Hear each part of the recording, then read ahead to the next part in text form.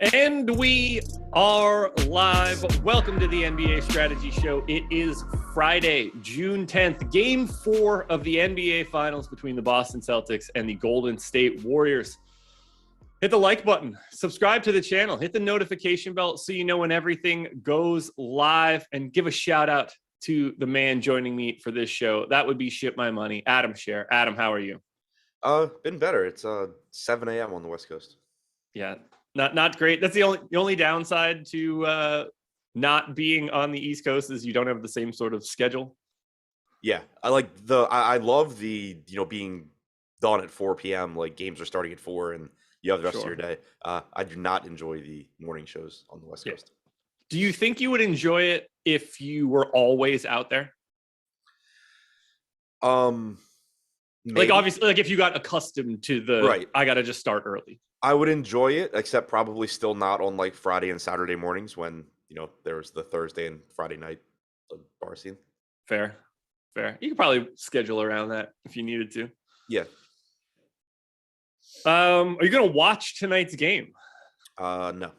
Going out with Eric and Jordan. Fair enough. Great times for the Awesemo staff, just not doing anything involving the most important piece of sports content that exists. Really, really great idea there for you guys. I will clearly be watching tonight's game, and you guys can watch it along with us, myself and Laffy, tonight, 9 p.m. on playback. Check our Twitters, check the Awesemo Twitter, check the Awesemo.com homepage for the links. All you have to do is authenticate with whatever your cable provider is. Hulu, YouTube TV, your actual cable provider. We all watch the game together. I have the game on the screen. You're not missing anything, but we're all synced up together. We all watch the action together, and Laffy and I say a bunch of dumb stuff for like 3 hours. It should be a great time. Are you? Where are you? In my office? Oh, well, you have like a random blue backdrop.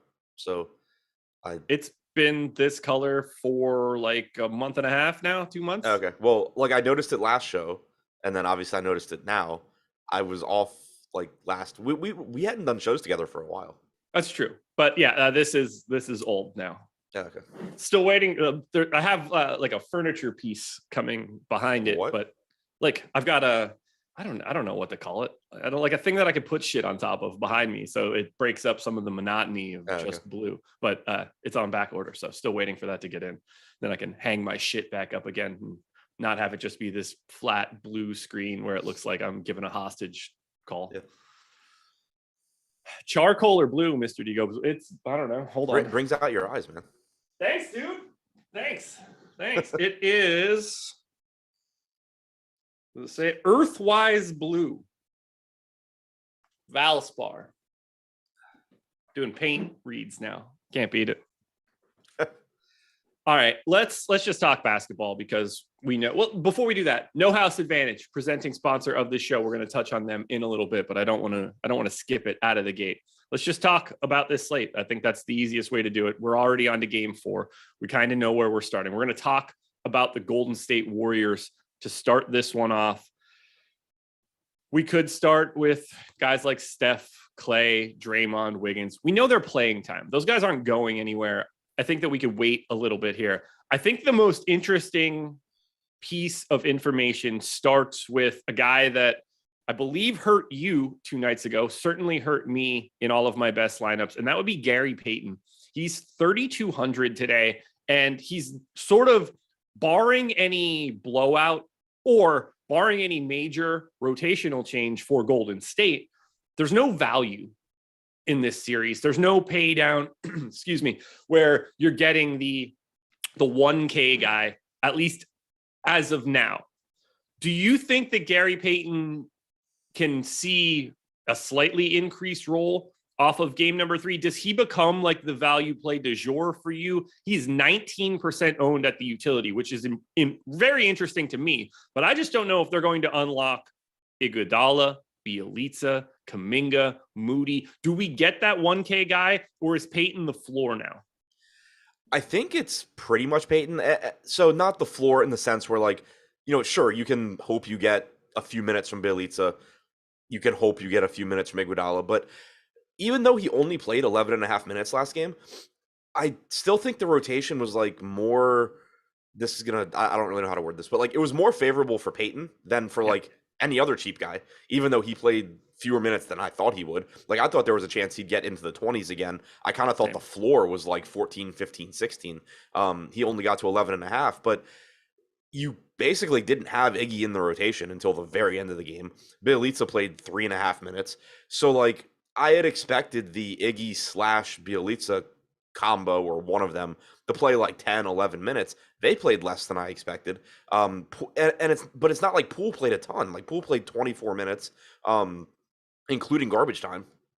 So it was really just you got even more playing time from Wiggins, not even Thompson and Curry, really. Wiggins played more than he had been. And Porter only played 21 minutes. So I guess the roundabout thing I'm saying is that like I would be more concerned about Peyton if somebody had like jumped him in the rotation. Yeah. If like there's always going to be risk. I mean, it's game 4 of the finals. There's always going to be risk that Golden State just plays their main guys a million minutes and nobody on the bench plays a ton.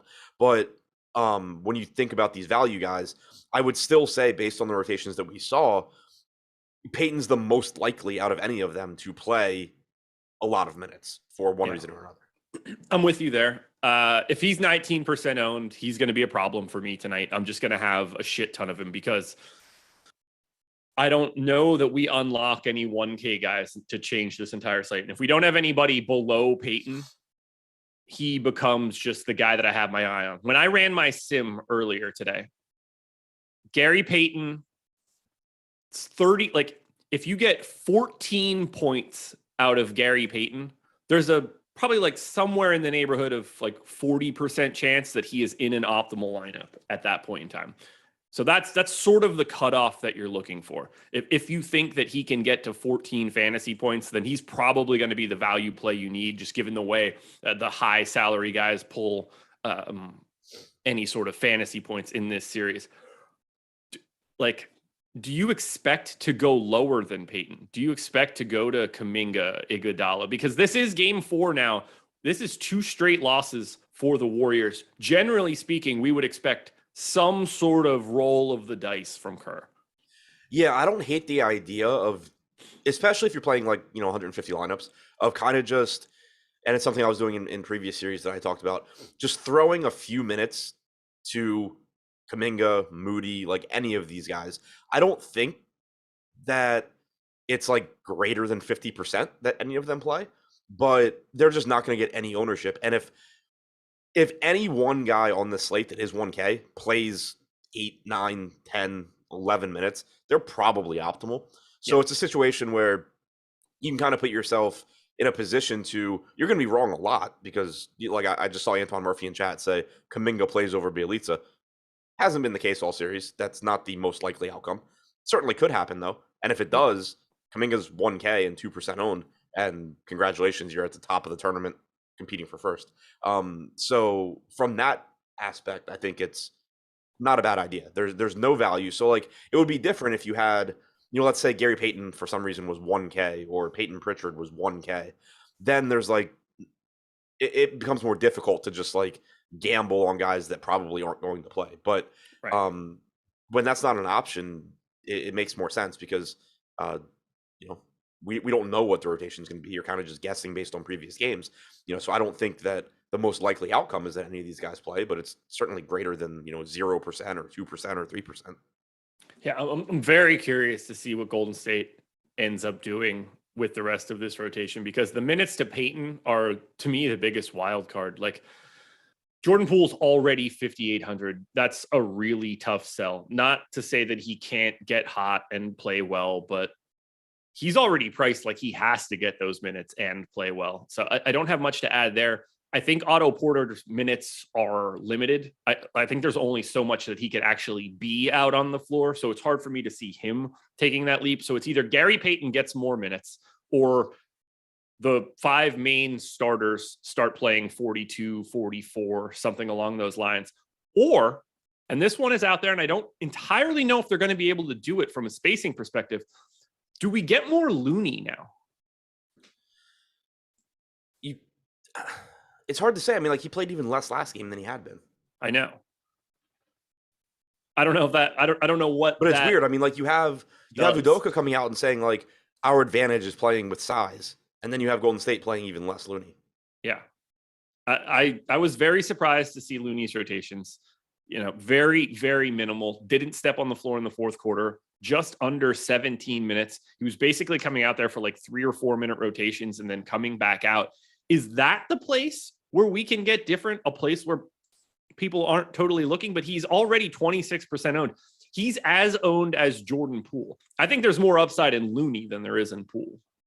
I agree with that. It's really, really, really difficult to see how it's tough for me to see where Jordan Poole's like ceiling minutes come from, unless he's just playing out of his mind. Like, sure, that could happen, but the ownership is already kind of set for that to happen.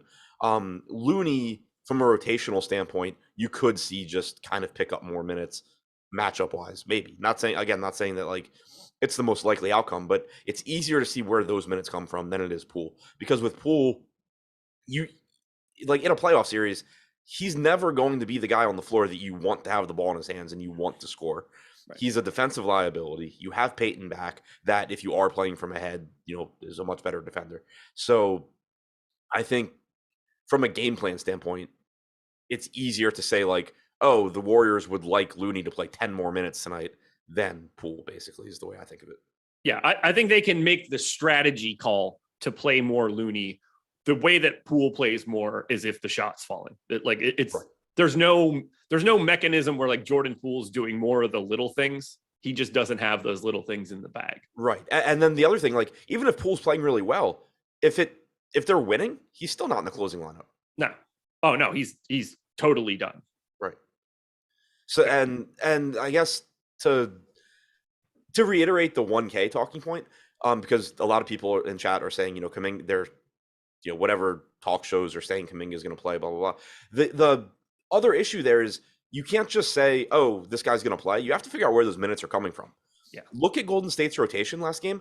There's no random guy to take those minutes from. Like if Iguodala played 12 minutes and you told me it was going to be Kuminga, maybe Kuminga plays ahead of Iguodala today, I would say like, yeah, that's certainly possible. And if you get 12 minutes from Kuminga, that's fantastic. But Bjelica played 3 minutes and 27 seconds.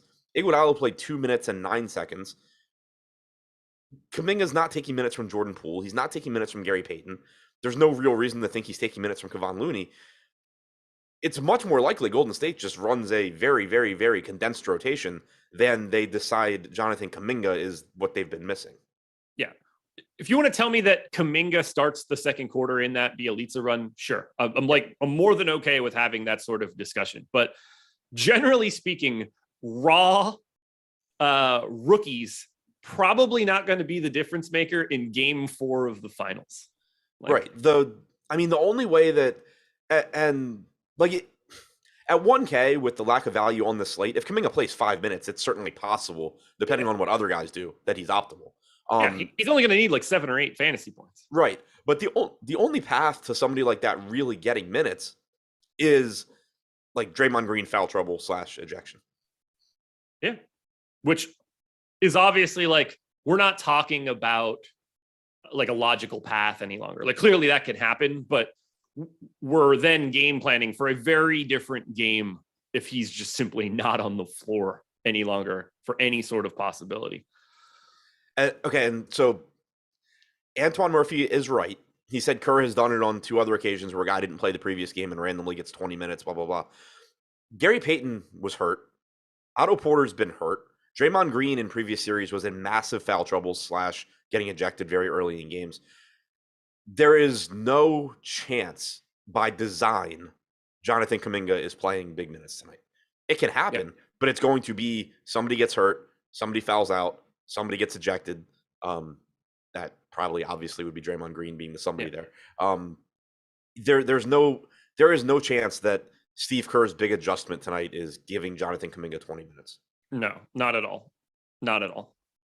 I mean, I assume that Boston wants them to play Kuminga.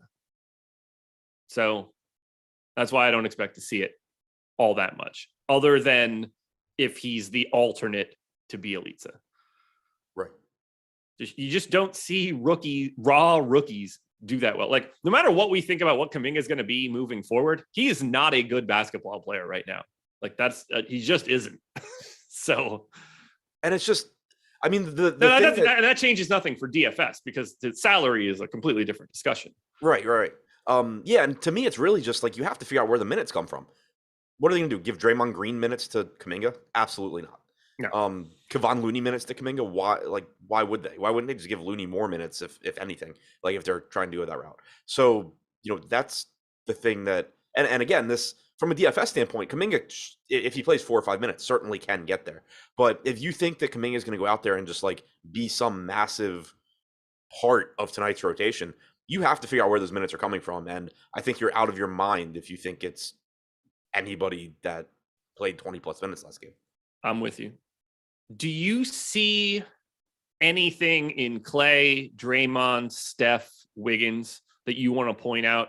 I know that I'm going to be incredibly light on Steph. He's $200 cheaper than Tatum. It's just going to be easier for me to go to Tatum over Steph. Because there is nothing to pay down for, you're basically picking a lineup where it's going to be very difficult to have Curry and Tatum in an optimal lineup without a 1K guy coming along for the ride. So you're choosing between Tatum and Curry in most builds. I'm choosing Tatum over Curry at this point in time. Not like I feel great about it, but the upper bound of Tatum's minutes seems higher, and I think he's just a slightly better fantasy player in general. Do you have any specific thoughts on Curry or the actual big four from Golden State? So the thing that really stands out to me right now, at least with Tatum versus Curry, last slate, Alex and I kind of disagreed a little bit talking about it. Like I thought Curry was a little bit better play just looking at ownership than Alex did. Once I ran lineups and everything, I ended up not playing a ton of Curry either. But today, at least right now, we have Curry projected for more captain ownership than Tatum, and we have very, very similar overall ownership projections. If that's going to be the case, and only a $200 difference, for sure, give me more Jason Tatum. Where Curry becomes interesting is if you start to get a gap between the two, because the median projection on Curry is going to be several points lower than Jason Tatum, but the range of outcomes, like he's just such a volatile player because he's such a ridiculously good shooter. So if you start to get an ownership gap there, like certainly Steph Curry can beat Jason Tatum any given game. But if you're in a position where you're basically just getting even money on Tatum versus Curry, I don't know how you take Curry. Okay. I'm glad we're on the same page there. To me, Clay is the guy that I want the most from Golden State. Although, like Clay, Draymond, Steph, Wiggins, they're all basically owned the same. I don't know how you can play Clay today because it's not game 6. He just had a good game 3. There's no way he has a good game 4. Oh man, I love it. Had a bunch of them last time, worked out well. Certainly going back to him. I like him a lot at 7,200. There's just, again, I'm going to touch on this a lot, but because of that lack of 1K situation, getting to the Clays, the Draymonds, Smart, Horford, Wiggins, those kind of guys in the captain spot free up the money to balance out those other 5 spots. So I'm really looking at like the non-Tatum Steph type captains. Clay is the guy that stands out to most of me. 6% owned in the captain spot right now. Like I like that a lot. If the shots are falling, great, because we know Clay is going to get those shots up for sure. Who do you like the least of the Golden State Big Four? Because they're all basically owned, in and around the same, except for captain ownership. Yeah, kind of none of them. I mean, I guess sure. Draymond, just because he is a little bit more popular. He's also a little bit less expensive. But like 10% captain ownership for Draymond, only 6% for Clay, $400 price difference. Yeah, I mean, I guess if I have to answer which of them I like the least, it's Draymond. I think he has the most foul risk of the group. He has the most ejection risk. To clarify that, because I already saw it come up again in chat today with Draymond's going to get ejected. Draymond has a clearly sub 10% chance of getting ejected.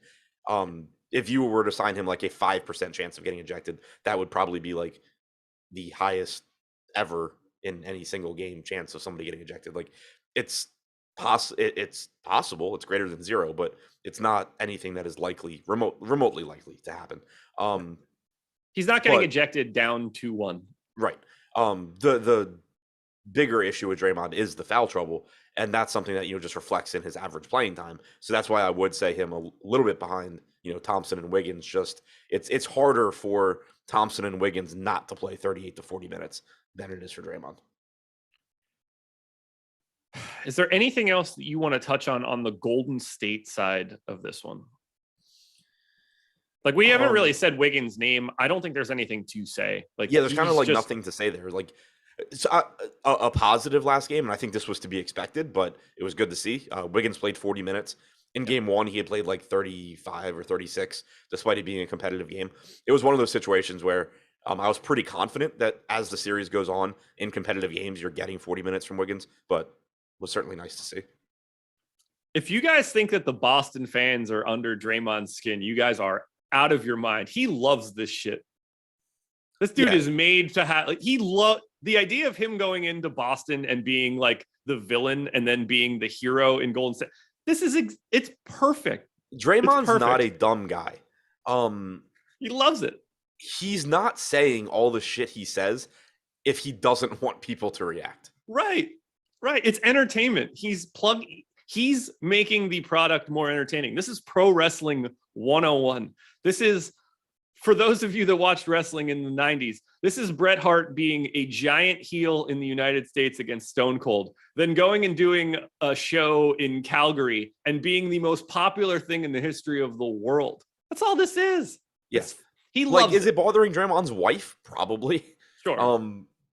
But yeah, I mean, somebody said Draymond's so soft his wife had to chime in. There's a 0% chance that Draymond was just like whining about the Boston fans and his wife felt bad or something. Like, the wife probably wasn't thrilled with the way they were treating him. He could not care less. No. He, like, the last thing he wants is some like sit on your hands type guy. That's boring, man. He wants everybody chirping. Everybody.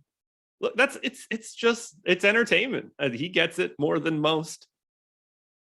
You're like, imagine the opposite. Like, Draymond is essentially like, the current version of Shaq or Barkley. He's the new guy in that vein. You think like the crowd's booing, saying "F you, Shaq" in a game? Like, Shaq's gonna just no. He probably have the Shaquille O'Neal podcast if this was 25 years ago, and be saying ridiculous shit about it. It'd be great. Did you see the reporter ask Green if he thought that like Boston was learning from his podcast? No. Oh yeah, I'll send you the clip later if I can find it. But the reporter's like, I was listening to your podcast and you were talking about adjustments that you guys needed to make from game 2 to game 3. Do you think that, are you worried that, Boston could be kind of taking stuff away, taking like X's and O's away from your podcast? And Draymond's like, what X's and O's are you referring to? And the guy's like, well, you said that you needed to do a better job of defending Smart and Horford and giving them tough looks. And Draymond just starts like cracking up. He's like, you think the X's and O's are that we need to defend guys and not give them wide open looks? He's like, yeah, I think they know that too. Right. Yeah. People are dumb. People are just so dumb. Was he being interviewed by YouTube chat? Right. And then so, like someone else, like I guess a reporter that he has like a good rapport with, asked him like a totally different question. And so he like answers it and he's like, by the way, did you have any concerns over our X's and O's from my podcast? Oh man, that's fantastic. All right. I'm just looking at the ownership one last time. So Curry at 20% at the captain, Draymond at 10, Clay at 6, Wiggins at 8. Just from a captain perspective, final question for Golden State. What do those numbers look like to you? Do you see anybody that you think is particularly over or undervalued? It pains me to say, I don't think I've said it all postseason, but Clay at 6% at this price tag at captain, I think is really interesting. Yeah. I agree with people in chat have kind of been anti-Clay, and that's where I've been all postseason. But the big reason previously was that you were getting Clay at an elevated salary, and his ownership wasn't any lower. Now you're getting him at the same price point as Wiggins and Draymond. From a projection standpoint, he's going to be similar. But I think you just have like a little bit higher ceiling from Clay, given that he can just come out there and knock down a million threes. Yeah, I'm very surprised to see that be as low as it is. I think he looks Much like he was the optimal captain on Wednesday, I think he looks fantastic at that 6% number. That would certainly be a spot where I know as of right now, I ran the crunch. I am well over that 6% mark, and I'm more than happy about it. Don't have much else. Like, I don't want 20% Steph in the captain spot. To me, that's a no-go. Draymond is Pat Bev on a better team. Stop it. That is blasphemy. Who said it? I don't even see it. Oh, Mr. Nice Guy, like 3 comments up. Oh God. No, not at all. Pat Bev ain't winning no. Like implying that he's better. Stop. Draymond Green is one of the 10 best defensive players in the history of the NBA. He has Defensive Player of the Year awards, which Pat Bev will never sniff. You've never had anybody come out and say that Draymond just makes it look like he's playing defense. No, that's just a crazy take. Anything else for Golden State? No. All righty. Well, let's talk a little bit about everything right now. Promo. NBA strategy show. One big word. Giant. NBA strategy show. All caps, no spaces. That will get you 50% off your first month of Awesemo Plus Platinum if you've never been a subscriber to us before.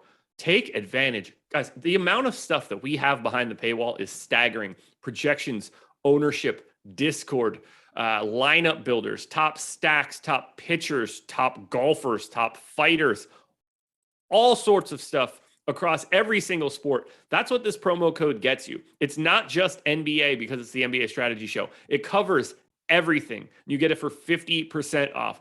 Only thing you don't get with that promo code is Fantasy Cruncher. It's not a part of our base packages, but the key but here, you can just add it at checkout.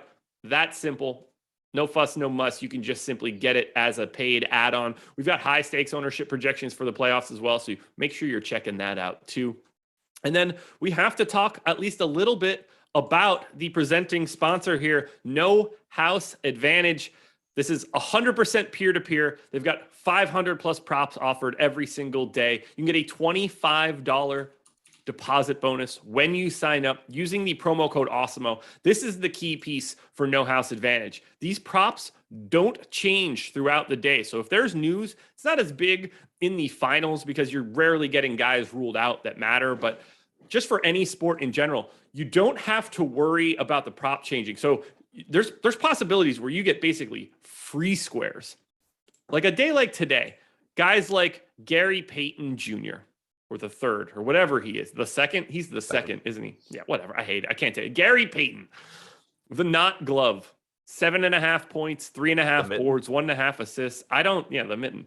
I don't really have much of a lean on the Gary Payton props, but if you think he's getting more minutes, go for it. Looney, 5.5 points, 7.5 rebounds. If you think he's getting more or less minutes, that's where you're going to just need to sort of play I'm going to create a game script and move forward here. But Looney, Payton, 2 of the guys on No House Advantage where I think you could find some variability. Just check it out. Use the promo code Awesemo. It's going to help you out a ton. Ready to go to the Boston Celtics?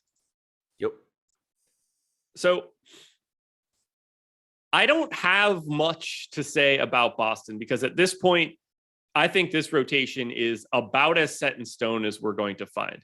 There will be some sort of balance between Grant Williams and Derek White, where like one guy can get more minutes, one guy can get less. I don't really see where we're going there. They're going to want Robert Williams, Time Lord, to play as much as he can handle. He was fantastic in the second half of Game 3.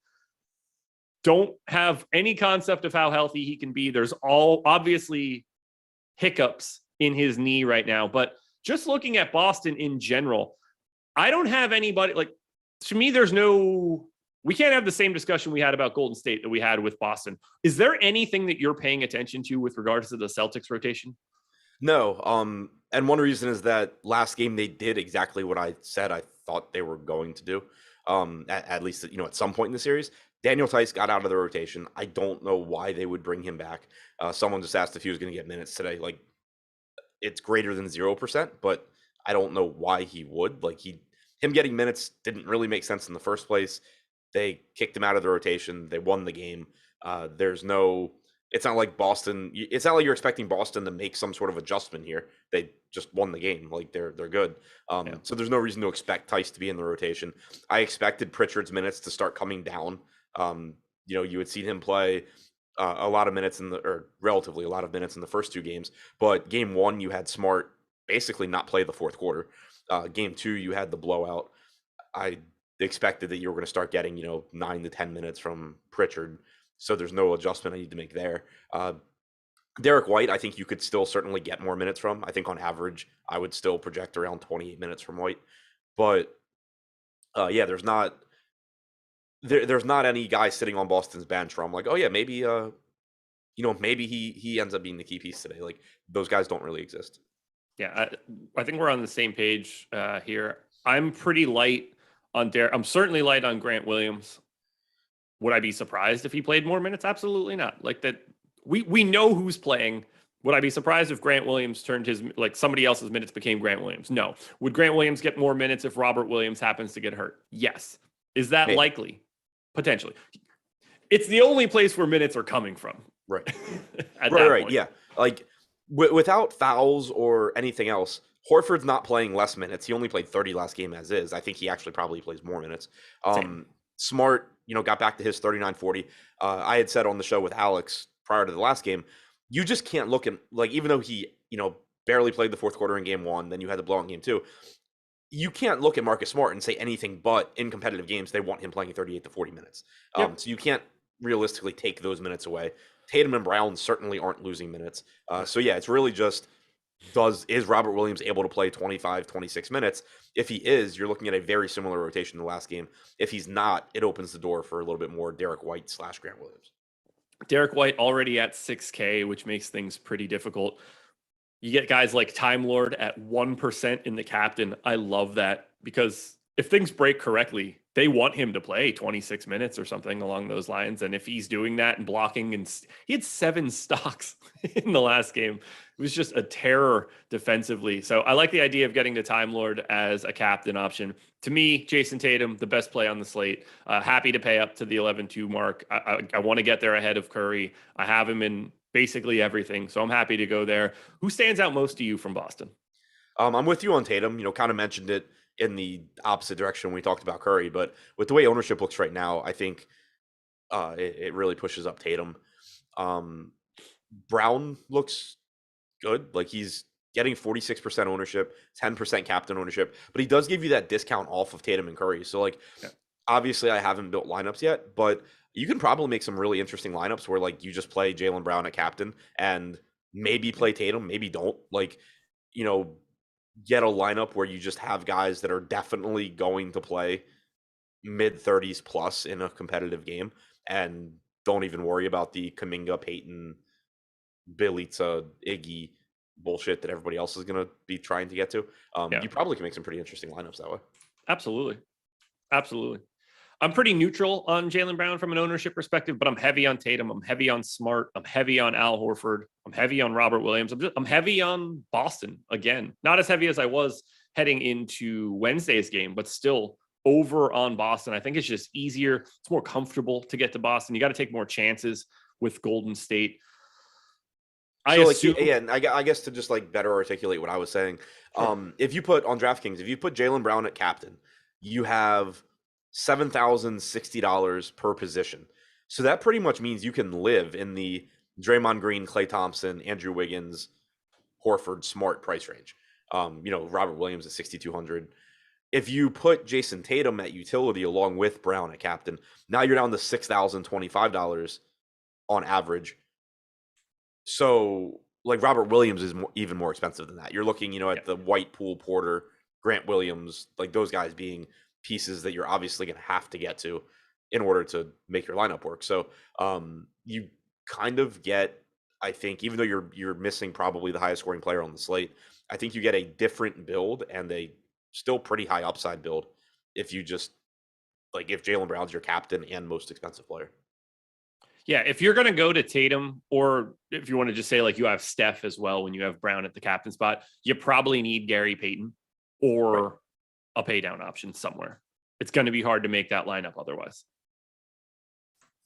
I'm trying to find one that I ran, and like they all have Gary Payton. Like, I mean, just the obvious example here, and like I'm sure this lineup will. I got one here. A bunch. Jaylen Brown, captain. Clay, Wiggins, Draymond, Robert Williams, Al Horford. That's a really good lineup. It doesn't have Tatum. It doesn't have Curry.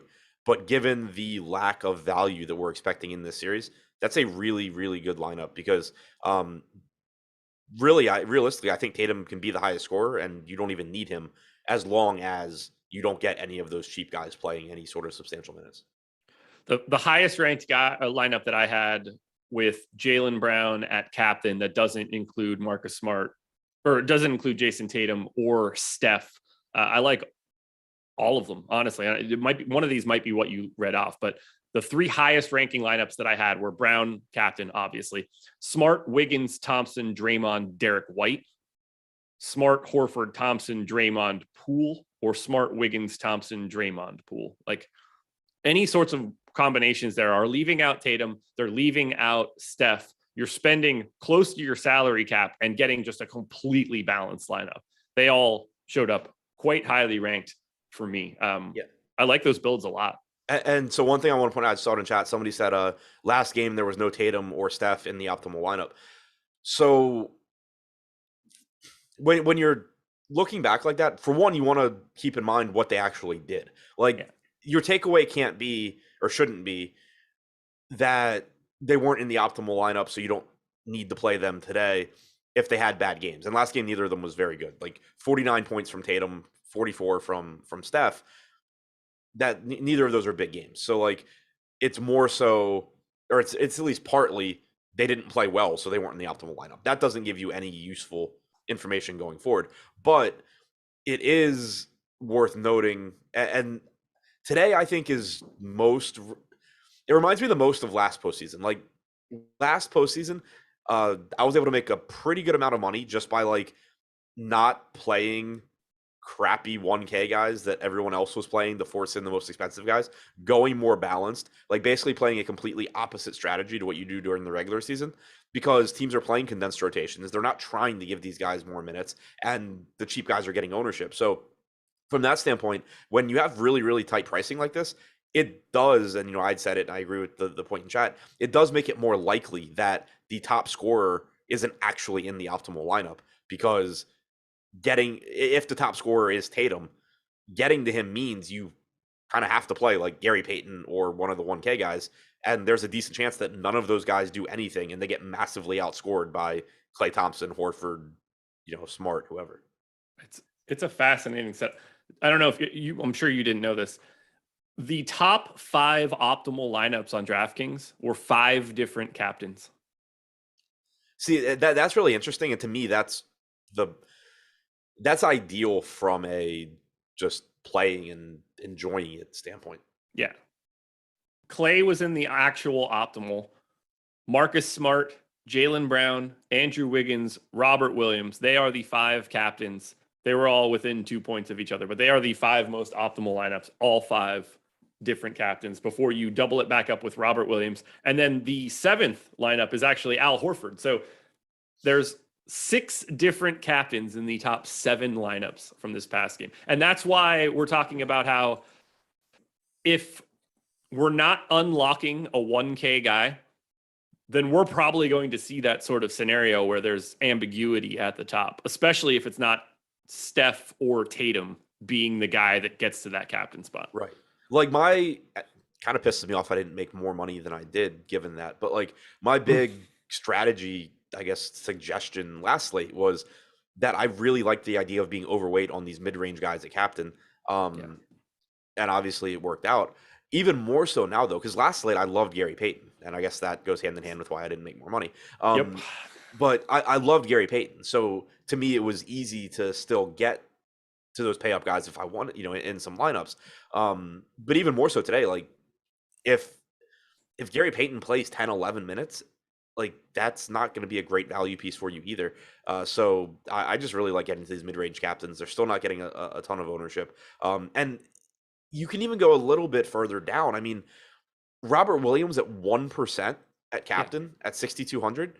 I had mentioned him last slate too as somebody that, and I didn't get a lot of captain. I was way over the field at utility, but if his knee holds up, they want him playing into the mid-20s. He's over a fantasy point per minute guy. He's kind of in a price range by himself. You have Jordan Poole there, you have Derek White there. From a ceiling standpoint, I think, and Looney's there. From a ceiling standpoint, I think Williams is probably the highest of the group. If not, it's very close. So even going, a little bit cheaper, getting down to him, to me makes a lot of sense. I love the Robert Williams captain play today based on his current ownership. It's just perfect. I have on the crunch that I ran, I have 12% right now. That would be exactly like, I'd be very happy being in that spot. Would you have any interest? I guess Tice would be the guy. I don't actually want to pitch Tice in this case, but like in terms of 1K guys from Boston, I assume you're going to the 1K guys from Golden State before you go to the Tices or Neesmiths of the world. Yeah. Okay. Yeah, it's just easier. I mean, and I kind of alluded to it before. Like, there's no chance that Udoka is like sitting there game planning and saying like, all right, we need to change last game's rotation, get Tice back in there. Like they won the game.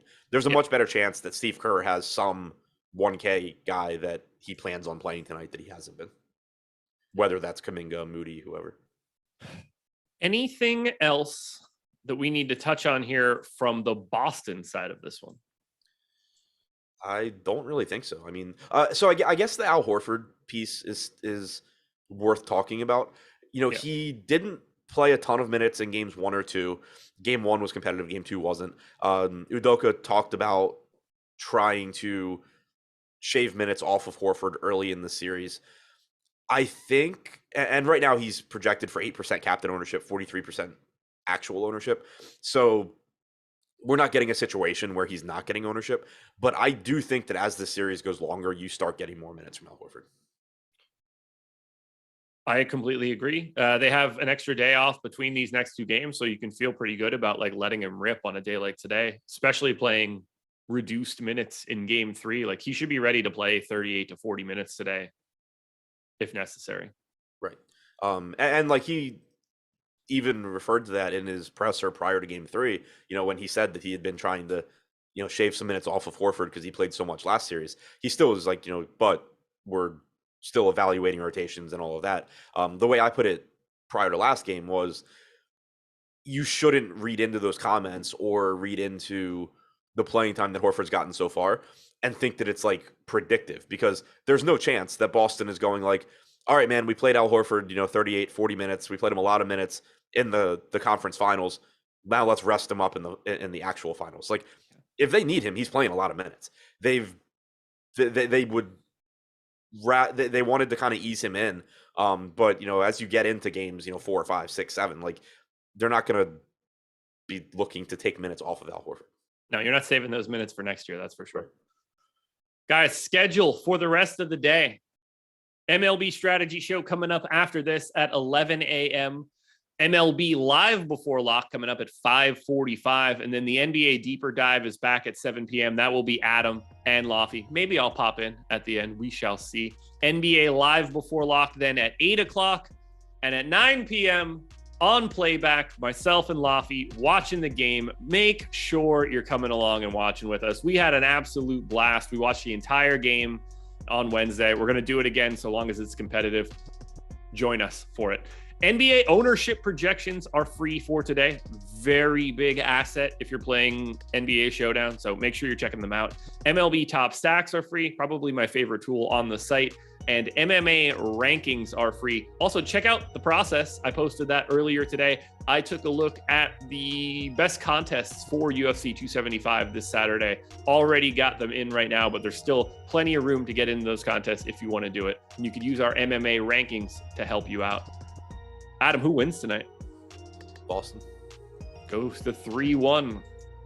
Would you try to, have you hedged at all? No.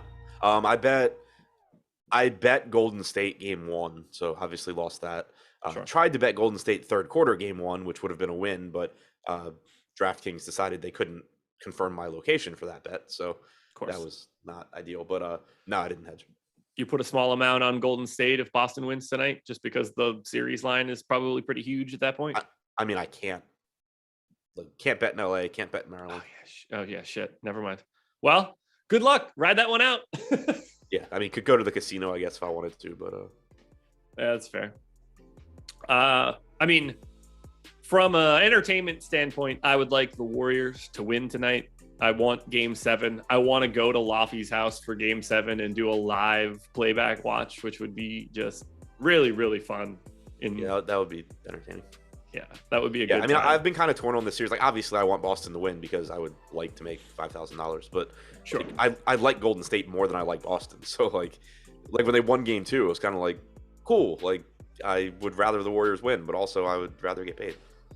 Yeah, I'm rooting for Boston here, but I certainly want it to go 7. The TV ratings on a Game 7 Boston Golden State would just be insane. I want to do that content next Sunday on Father's Day, no less. I don't think I have anything else I have to ask. Is there anything we missed? Anything you could think of? I don't think so. I think we crushed this one. Make sure you're watching all of the content today, guys, but that's going to do it. I think we're going to have to get out of here. Thank you, everybody, for being here. Hit that like button once again. Let's get that number north of 100 while we're live. Subscribe to the channel, notification bell, all that good stuff. Watch everything that you see on our YouTube channel. Go to awesemo.com, check out everything, and shout out one last time to No House Advantage for being the presenting sponsor. MLB strategy show coming up in 15 minutes on the channel. Make sure you're checking it out. Good luck, everybody. We will see you again for game number 5.